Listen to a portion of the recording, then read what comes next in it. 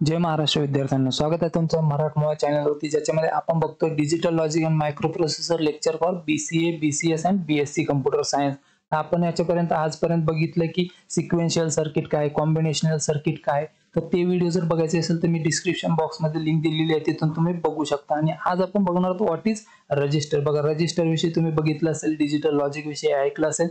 तर ते जे रजिस्टर असतं ते काय असतं, कसं काम करतं, काय यूज करतो आपण, तेच आपण आज बघणार आहोत. तर चला व्हिडिओला सुरुवात करूया.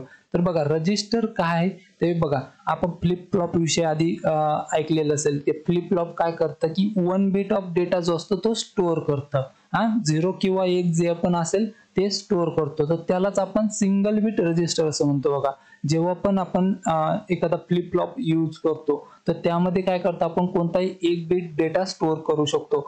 तर त्यालाच आपण 1 बिट रजिस्टर असं म्हटलं. तर आता रजिस्टर म्हणजे काय, आपण सिंपल असं म्हणू शकतो की register is a set of flip flops that use to store binary data. बघा, सोप्या भाषेत जर सांगायचं झालं तर रजिस्टर काय आहे की सेट ऑफ फ्लिप फ्लॉप्स आहे.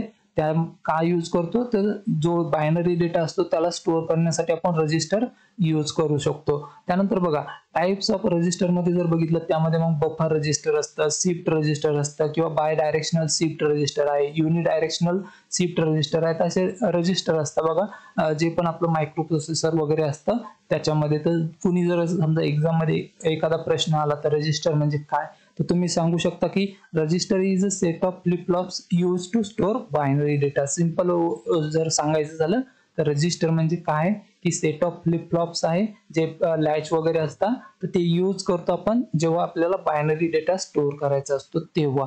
आणि याच्या रिलेटेड जर काही समजलं वगैरे नसेल तर तुम्हाला कमेंट करून विचारू शकता, मी तिथे पण तुम्हाला नेहमी रिप्लाय करत असतो.